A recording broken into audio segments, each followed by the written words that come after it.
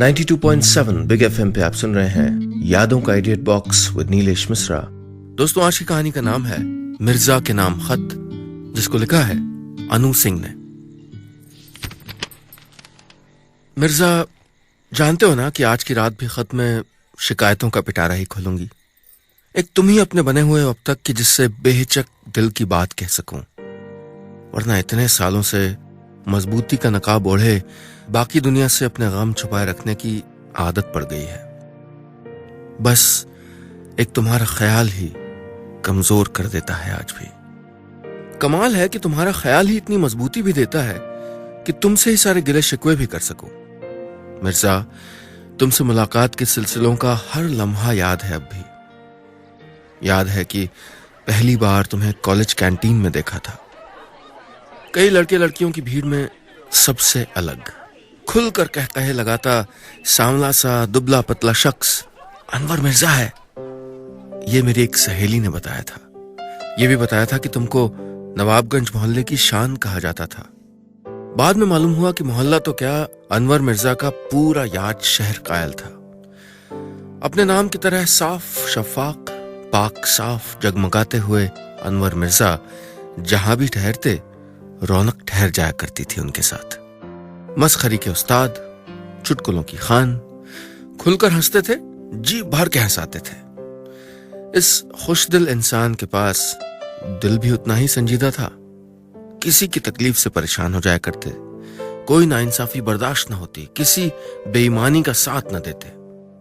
मिर्जा की ये सारी संजीदगियां उनकी कविताओं और गजलों में दिखाई देती थी।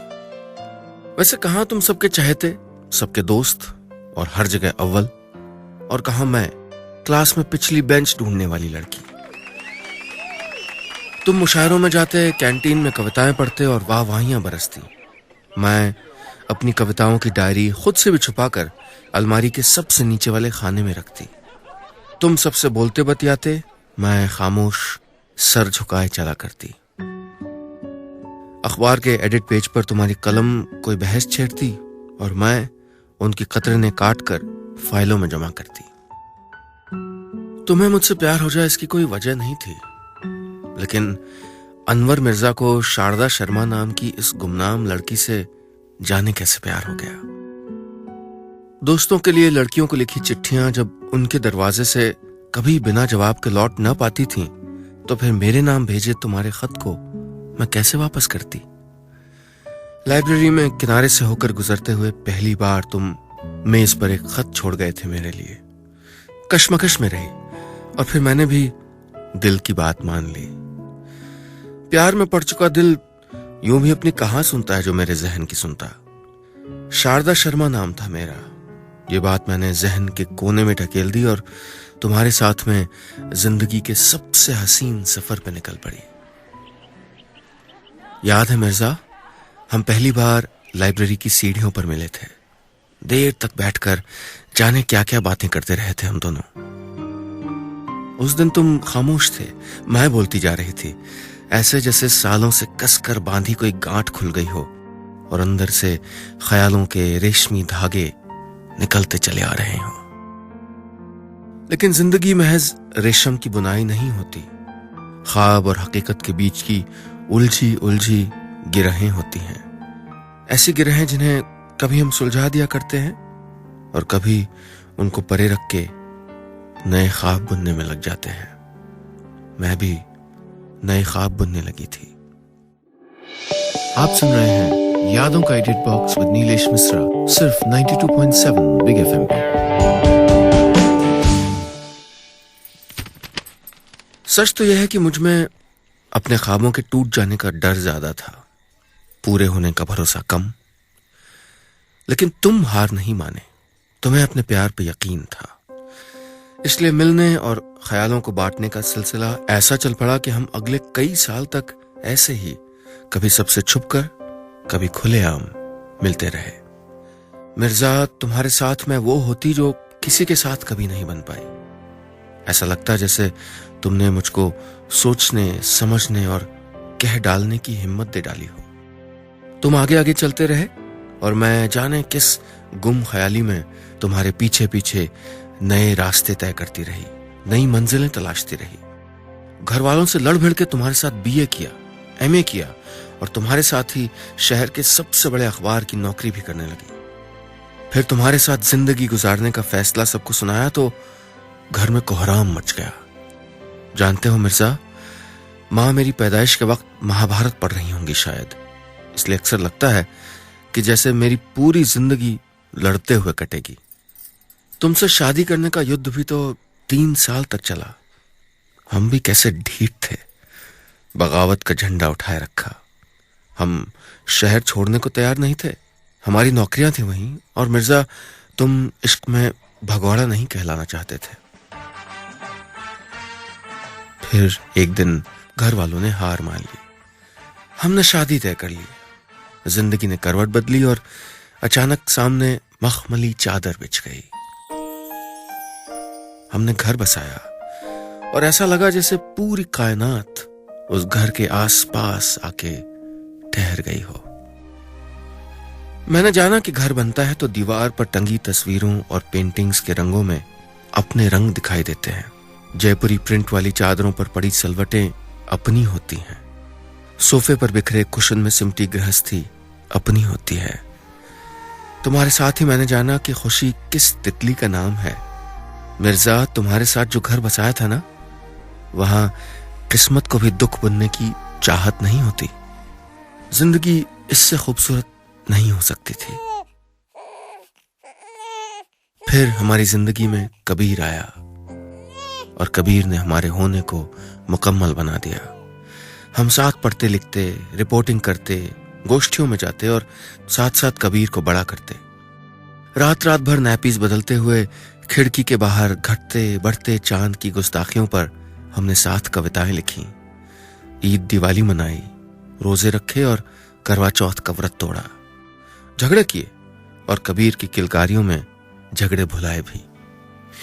लेकिन मिर्जा, मैं भूल गई थी कि किस्मत किसी की जिंदगी को इतनी नेमतें नहीं बख्शती। सबके हिस्से की तकलीफें ऊपर वाले की डायरी में दर्ज होती हैं। मेरी भी थी। मेरे लिए ऊपर वाले ने थोक में रखे थे सदमों के झटके।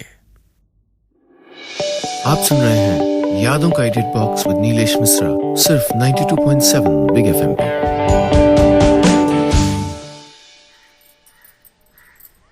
मिर्जा, मुझे याद है 19 अक्टूबर की सुबह थी। हमारी शादी की 7वीं सालगिरह को गुजरे कुल 3 दिन हुए थे। मैं तो 7 साल साथ पूरा करने की खुमारी में ही थी अब तक। तुम जरूर मुझको जमीन पे उतार दिया करते थे। उस दिन मैं फिर से नौकरी छोड़ने को तैयार थी। नहीं होता मुझसे मिर्जा, कबीर को मेरी जरूरत है, इस घर को मेरी जरूरत है। हम एक तनख्वाह में गुजारा कर लेंगे।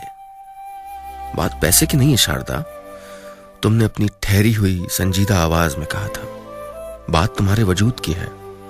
कबीर को हम मिल के पाल लेंगे, लेकिन तुम्हारे लिए वक्त नहीं लौटेगा। तुम्हें बहुत आगे जाना है।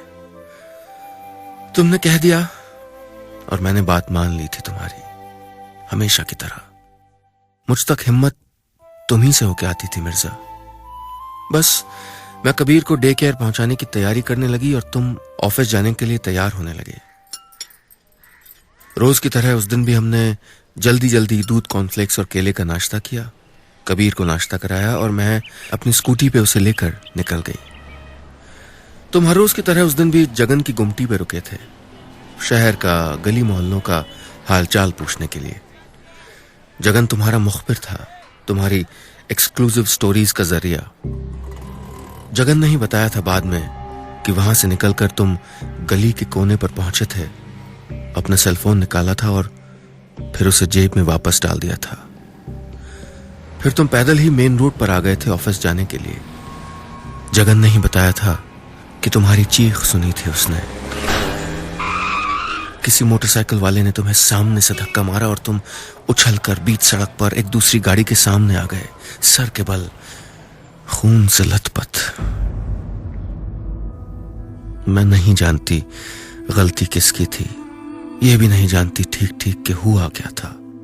यह भी जानना नहीं चाहती कि किसी ने तुमसे कोई जाती दुश्मनी निकाली थी या ये कोई हादसा था। जो भी था, याद नहीं कि मुझे फोन किसने किया था, याद नहीं कि मैं अस्पताल कैसे पहुंची थी, बस कुछ रत जगह याद हैं। अस्पताल की बेंच पर कटी हुई कुछ दोपहरों के भारी टुकड़े याद हैं। यह भी याद है कि पहली ही शाम डॉक्टर ने हाथ खड़े कर दिए थे। आपके पति कोमा में हैं, सिर्फ इतना कहा था। तुमने तो एक बार भी आंख खोलकर नहीं देखा मिर्जा कि वक्त ने कैसे अपना बदला निकाला था मेरे साथ। देखो ना मिर्जा, ऊपर वाले ने 7 सालों की खुशियों का हिसाब मांगा भी तो मुझसे। मैं अकेली क्या क्या हिसाब देती।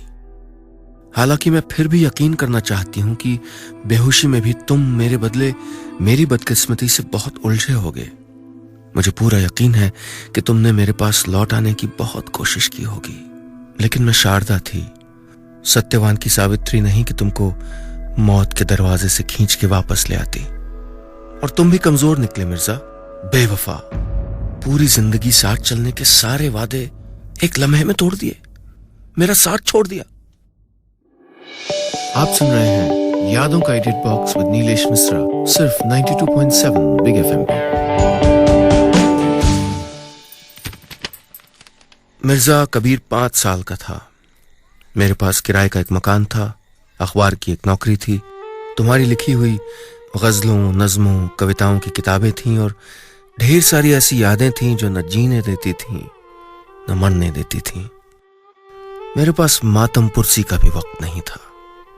कबीर को कौन संभालता, छुट्टियां कहां से आती, नौकरी कैसे बचती। कुछ दोस्त जरूर थे जिन्होंने साथ निभाया, वरना दोनों परिवारों ने ढेर सारी बेजा नसीहतों और हम पहले से जानते थे कुछ अपशकुन होगा के तानों के साथ पल्ला झाड़ लिया। बात अब सिर्फ मेरे वजूद की नहीं थी, बात अब तुम्हारे बगैर मेरे और कबीर के सर उठाकर जीने की थी। बात अब तुम्हारे बगैर हिम्मत और भरोसा रखने की थी। मिर्जा, जिंदगी की जंग की तो वैसे भी मुझको आदत थी, तुम्हारे बिना जीने की नहीं। कबीर को बताना मुश्किल, उसको संभालना नामुमकिन। पापा कहाँ हैं के जवाब में मैं चांद तारों की बातें करती। कब लौटेंगे का सवाल अनसुना कर दिया करती, और क्यों गए के सवाल पर आंसुओं को बड़ी मुश्किल से रोकती। लेकिन वक्त कटता रहा। मैं नौकरी करके उसे बड़ा करना भी सीखने लगी थी। कबीर स्कूल जाता रहा, मैं लम्हों का बोझ उठाए दिन, महीने, साल गुजारती रही और उन्हीं गलियों से होकर उसी दफ्तर में काम करने के लिए जाती रही जहां कई सालों तक तुम और मैं साथ थे। शहर का कोना कोना तुम्हारी याद दिलाता था मिर्जा, जहां तुमने अपना कुछ मेरे लिए रख न छोड़ा हो। तुम्हारी याद हर कदम साथ चलती थी। अक्सर जी में आता था शहर छोड़ दूं, कहीं नई जगह जाके कबीर के साथ नई जिंदगी शुरू करूं, यादों की चादरों को तह करके किसी बक्से में बंद कर दूं और उसको एक गहरे दरिया में फेंक आऊं। लेकिन यादों से पिंड कहां छूटता है, और फिर शहर बदलने से यादों का कारवां पीछे तो नहीं छूटता होगा। वैसे भी इश्क में भगोड़ी नहीं कहलाना चाहती थी मैं। मन जार जार रोता और शिकायतें करता। मैं थक गई हूं मिर्जा, मुझसे अकेले नहीं झेला जाता। तुम्हारे बगैर पहली बार तुम्हारी गाड़ी लेकर शॉपिंग मॉल में गई और पार्किंग में गाड़ी खड़ी करके देर तक रोती रही। मुझे तो गाड़ी भी ठीक से न पार्क करना आता था न रिवर्स करना। तुम मेरे ड्राइविंग लाइसेंस तक अधूरा छोड़ गए थे। तुम्हारे बिना बैंक के काम करने पड़े, इंटरनेट बैंकिंग सीखनी पड़ी। खूब रोई। कबीर की पेरेंट टीचर मीटिंग में अकेले जाना पड़ता तो तुम्हारी बेवफाई के लिए जी भर के कोसती थी तुमको। काम और बच्चा, माँ और बाप, चारों ओर से जिम्मेदारियां संभालते संभालते कंधे दुखने लगते, आंखें बुझने लगती और दिल डूबने लगता। लेकिन मैं फिर भी तुम्हारे कबीर को बड़ा करती रही, खुद जीती रही और हर रोज की जंग जीतती रही। मेरे प्यार का ये कैसा बदला मिला था मुझको। तुम तो मेरी बेइंतहा खुशी चाहते थे ना, फिर ये क्या दे गए थे बदले में। आप सुन रहे हैं यादों का edit box with Nilesh Mishra, सिर्फ 92.7 बिग एफएम पर।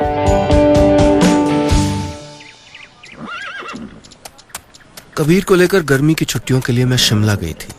अपनी जिंदगी के कुछ लम्हों को उसके लिए और अपने लिए थोड़ा सा जीने के काबिल बनाने की खातिर।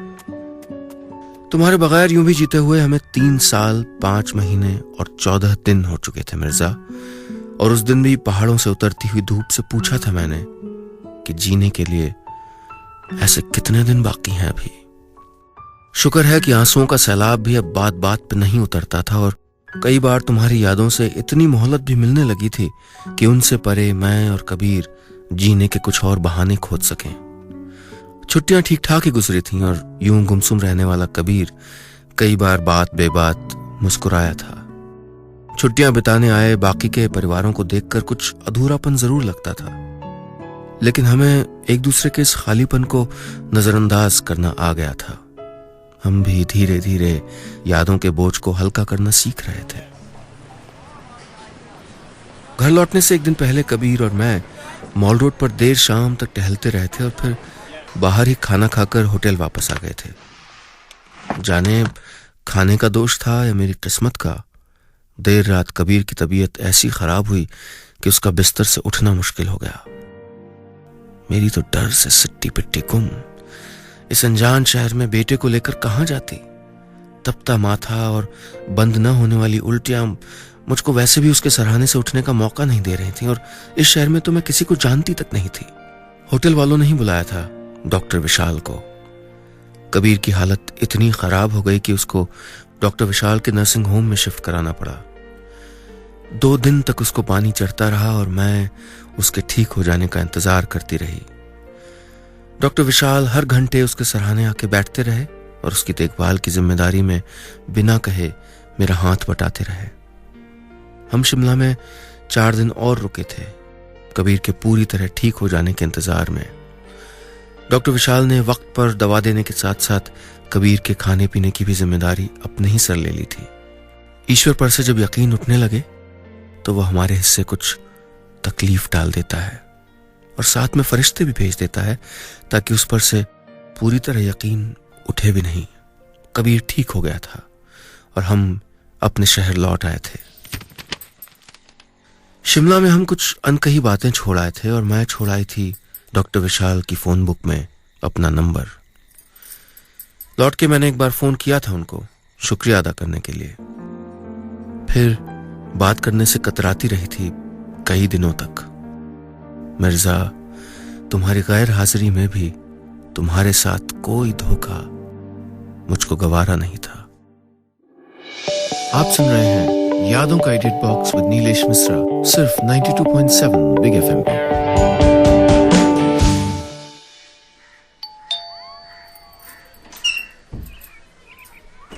मिर्जा, एक दिन डॉक्टर विशाल बिना बताए घर चले आए थे। बोले कबीर को देखने आया हूं। जिन 3 दिनों में 3 बार मैं उनसे मिली, उतनी बार मन पर बोझ लेकर, लेकिन कबीर को उनके साथ घुलते मिलते देखती तो लगता मन से वही बोझ उतरने लगा है। उनके चले जाने के बाद भी परेशान रही, खुद को याद दिलाती रही कि किसी के साथ जीने मरने की कसम एक बार खाई जाती है, प्यार एक बार होता है। सच कहूं तो कुछ अपनी बदकिस्मती से भी डर लगता था। जिंदगी ने फिर एक बार हाथ खींच लिया तो। मिर्जा, मैं अकेली ही ठीक थी। कम से कम ठोकरों का डर तो नहीं था। कम से कम अपनी बदकिस्मती पर रोते हुए तकिए के नीचे से तुम्हारी तस्वीर निकालकर उसे कोसा तो जा सकता था। कई बार आकर लौट गए थे डॉक्टर विशाल। मैं जानती थी उनके मन में क्या है। मैंने कोई फैसला ना लेने का फैसला कर लिया था। लगता था कि मुझे और कबीर को किसी भले इंसान के रहम की जरूरत नहीं है, हम अपनी जिंदगी जी ही लेंगे। लेकिन डॉक्टर विशाल ने भी हार नहीं मानी। कबीर को समझाना मुश्किल होता, लेकिन वो जिम्मेदारी डॉक्टर विशाल ने ही ले ली और मुझे खुद से जूझने में भी मेरी मदद करते रहे। मुझसे बात करने की कोशिश भी की और कबीर से आके मिलते भी रहे। मैं तैयार नहीं थी, क्योंकि मेरे पास देने के लिए कुछ नहीं था, न जिंदगी से कोई और वायदा था। जीने की बस एक वजह थी, कबीर। लेकिन उसी कबीर ने धीरे धीरे डॉक्टर विशाल में तुमको ढूंढना शुरू कर दिया था। मैं फिर एक बार दोराहे पे खड़ी थी और फैसला लेने के नाम पर मेरी हिम्मत चूकने लगी थी। और मिर्जा, तुम फिर लौटे थे मुझको रास्ता दिखाने। शाम को दफ्तर से लौटने के बाद किताबों की अलमारियों में कुछ ढूंढ रही थी कि तुम्हारी पुरानी डायरी हाथ लगी थी।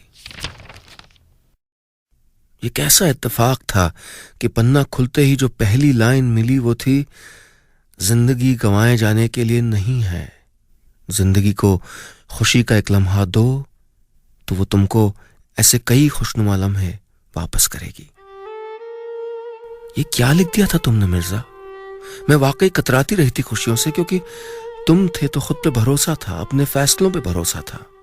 तुम नहीं थे तो मैं कैसे बचाए रखती वो भरोसा? बहुत मुश्किल था तय करना। लेकिन जिंदगी वाकई इस तरह दरवाजे पे खड़े होकर बार बार दस्तक नहीं दिया करती। मैंने हां कह दिया।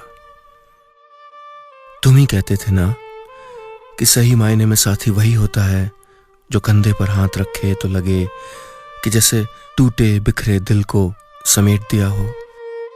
इसलिए एक उम्दा साथी के लिए तय किए गए तुम्हारे सभी पैमानों पर खरे उतरने वाले इंसान के साथ नई जिंदगी शुरू करने जा रही हूं।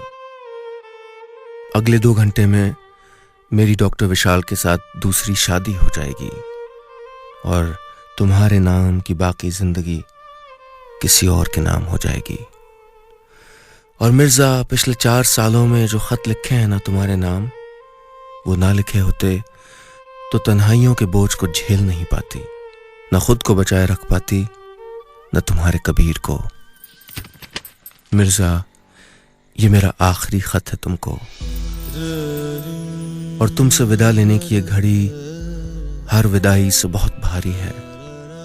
अगले 2 घंटे में मेरी दूसरी शादी हो जाएगी और फिर तुम्हारा ये शहर छोड़ देंगे हम।